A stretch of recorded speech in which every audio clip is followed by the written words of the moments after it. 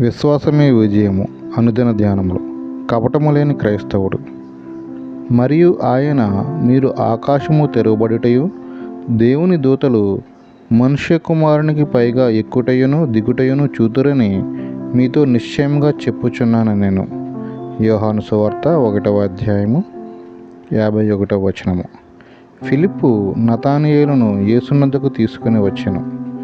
నజరేతు నుండి మంచిదేదైనను రాగలదు అని నతనయేలు నమ్మలేకపోయాడు.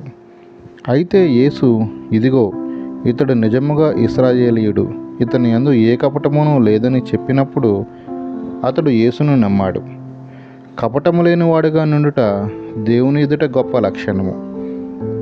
దేవుడు నిన్ను పరిపూర్ణముగా ఎరిగి ఉన్నాడు. ఇతరుల కంటే నిన్ను గూర్చి ఆయనకు బాగా తెలియను.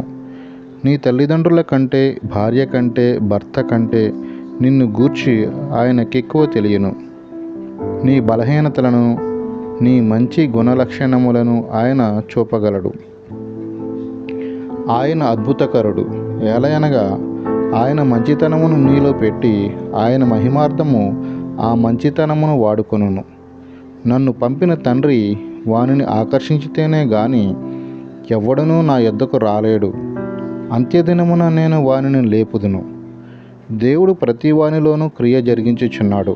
వారందరూ దేవుని చేత బంధింపబడుతురు.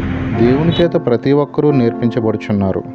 కొంతమంది ఆయనకు లోబడతారు, కొంతమంది లోబడరు. నీవు పొందు దేవుని కృప యొక్క పరిమాణము నీవెంతగా దేవునికి లోబడుచున్నావన్న దాని మీద ఆధారపడుతుంది. లోతైన విషయాలు నీకు తెలియకపోవచ్చు, కానీ నీకు తెలిసిన ఆ కొంచెము సత్యానికి లోబడితే ఇంకా ఎక్కువ కృప నీకు ఇవ్వబడుతుంది. యేసునొద్దకు నతానయేలు ఎలా తీసుకురాబడ్డాడోనన్నది ఆశ్చర్యం. నతనయేలుకి ఇది ఒక గొప్ప దినము. భూలోక న్యాయాధిపతి అయిన వాని ముందు అతడు నిలువబడి ఉన్నాడు. దేవుని ముందు నిలువబడి ఉండుట ఎంత మంచిది! నిన్ను గూర్చి ఆయన చెప్పున్నది వినుట ఎంత మంచిది! నీవెవరో తెలుసుకొనుటలో ఇంకెన్నడూ తప్పు చేయవు. కానీ నతనయేలుకు అన్ని విషయాలు తెలియవు. లేఖనములు యేసుని గూర్చి చెప్పుచున్నాయని నతనయేలుకు తెలియను. అతడు యేసును చూచినప్పుడు అతడు ఎంతో సంతోషించాడు.